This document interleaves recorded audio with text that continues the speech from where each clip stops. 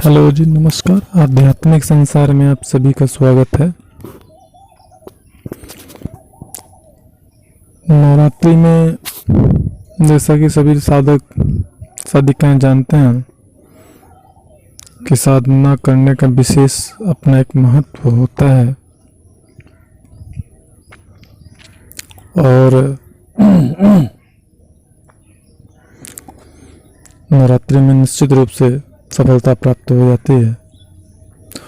और बहुत सारे साधकों का ये कहना होता है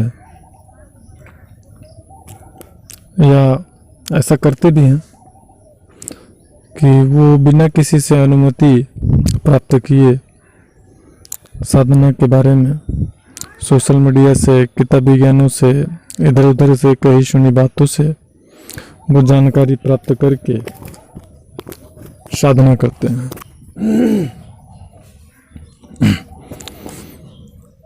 इस प्रकार से साधना करने वाले बहुत सारे साधकों से हमारी बात हुई है। बहुत सारे ऐसे कॉलर्स हमको कॉल करते रहते हैं कि गुरुजी, मैं इतने दिनों से साधना कर रहा हूँ, 1 साल से, 2 साल से, 6 महीने से। वो कोई भी साधना हो, चाहे नवाण मंत्र की साधना हो, चौसठ योगिनी साधना हो, महालक्ष्मी योगिनी साधना हो, अप्सरा साधना हो, माता काली की साधना हो, वीर भैरव की साधना हो, वो किसी की भी साधना हो, उनका यही कहना होता है कि मैं इतने दिनों से साधना कर रहा हूँ, ये जानकारी हमको यहाँ से प्राप्त हुई है और हम इतने दिनों से साधना कर रहे हैं, लेकिन हमें किसी प्रकार का कोई लाभ नहीं प्राप्त हुआ है। कुछ साधकों का कहना होता है, गुरुजी, जब हमने आपसे अनुमति लेकर के साधना किया तो हमें विशेष अनुभव भी हुए, अनुभूतियां हुई, लाभ भी हुए।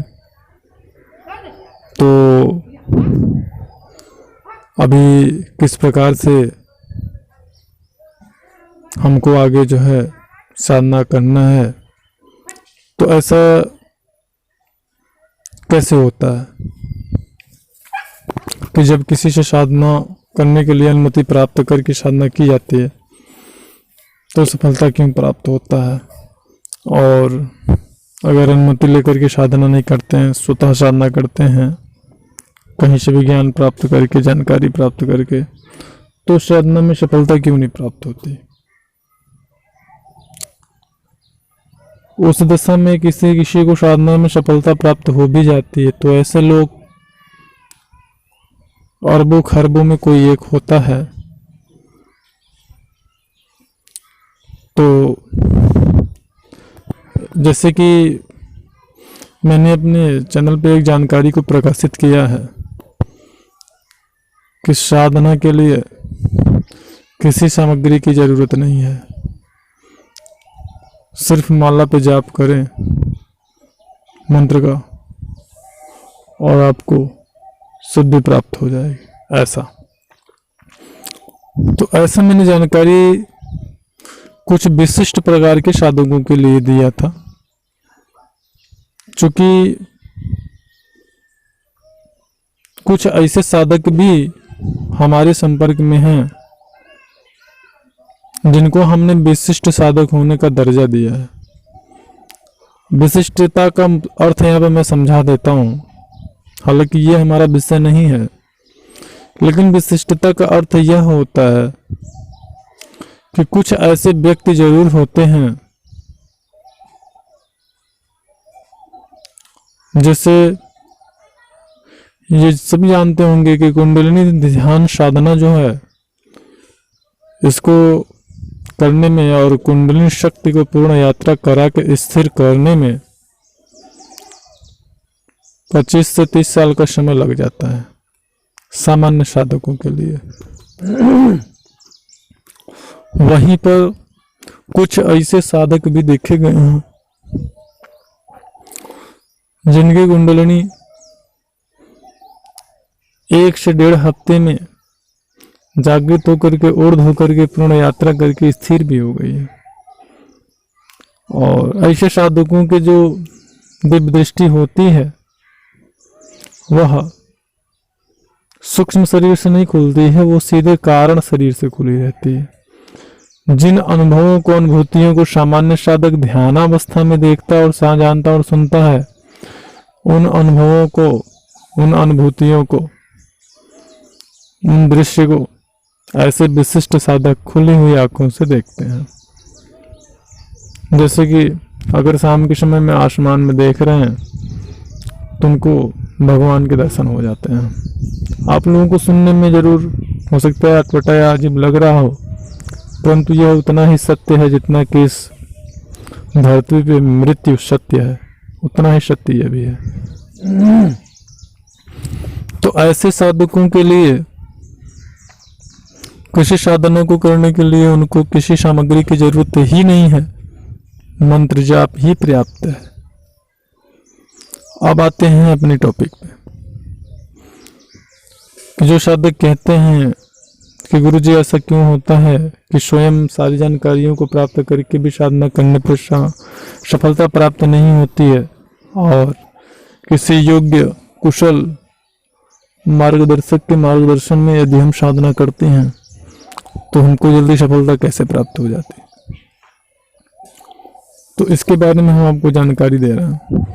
अब जैसे कि आप जब साधना करते हैं, जैसे कि मैंने अपने प्रीवियस वीडियोस में बताया हुआ है कि भक्ति करते हैं आप, भक्ति से वैदिक पूजा पाठ करते हैं, यदि उसमें किसी प्रकार की आप गलती करते हैं तो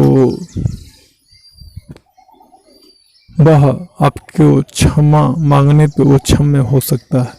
लेकिन जब आप साधना करते हैं, उस दशा में जब आप कोई गलती करते हैं तो वह गलती आपकी क्षम्य नहीं होती है, उससे आपको दिक्कत होती है, समस्याएं उत्पन्न होती हैं, साधना में अवरोध आते हैं, साधना खंडित तक हो जाती है, साधना सफल नहीं होती। लेकिन जब वही चीज कोई सिद्ध साधक जिसने खुद वह साधना की हो, या जिसके अंदर योग बल तपोबल हो और कई शक्तियां जिसे सिद्ध हो, कई दैवी शक्तियों का कृपा प्राप्त हो, और जो स्वयं साधक हो, जब ऐसा साधक गुरु या मार्गदर्शक आपको साधना करने की अनुमति देता है,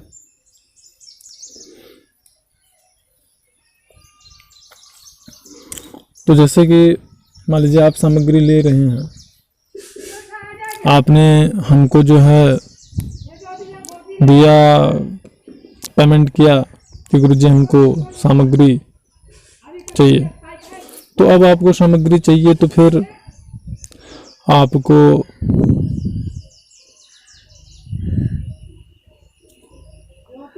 आदेश या अनुमति भी तो हम ही देंगे ना।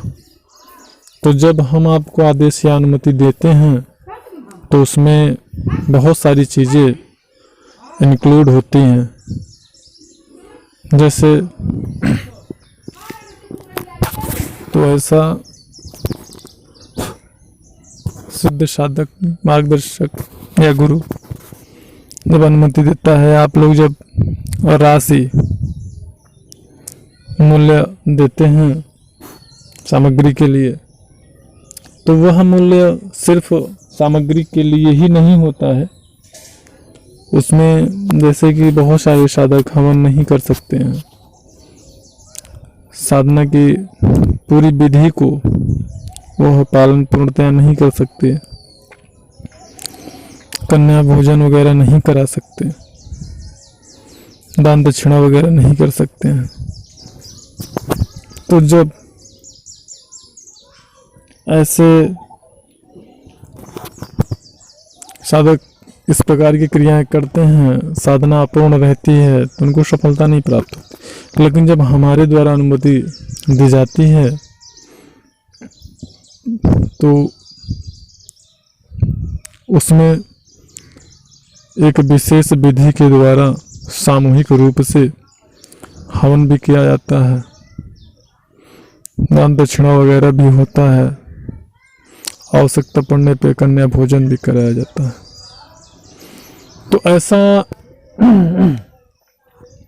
करने से हमारे द्वारा जो दी गई अनुमति है साधकों को, उन अनुमति प्राप्त साधकों के द्वारा किसी प्रकार का भूल चूक गलतियां जब होती हैं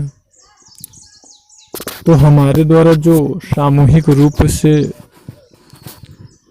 पूरी विधि का पालन किया जाता है तो उन साधकों की वो गलतियां माफ हो जाती हैं।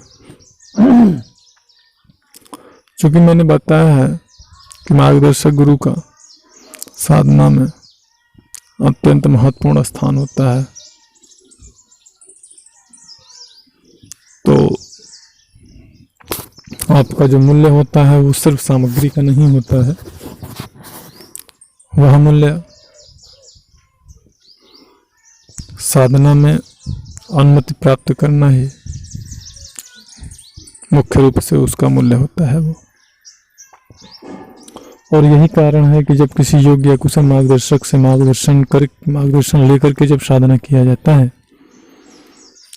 तो सफलता निश्चित रूप से प्राप्त होती है, इसमें कोई संदेह नहीं है। क्योंकि पूरी रिस्पॉन्सिबिलिटी हमारी हो जाती है। जैसे कहा जाता है कि आपने अगर किसी को बोला कि तुम उसको जान से मार दो और उसने उस जीव को मार दिया, तो जितना पाप उस मारने वाले को लगता है उतना ही पाप मारने के लिए कहने वाले को भी लगता है। तो यही लागू होता है आध्यात्म में। अगर हम साधना की अनुमति देते हैं तो आपको अगर कोई गलती या भूल चूक करते हैं तो उसका भरपाई हमें करना पड़ता है।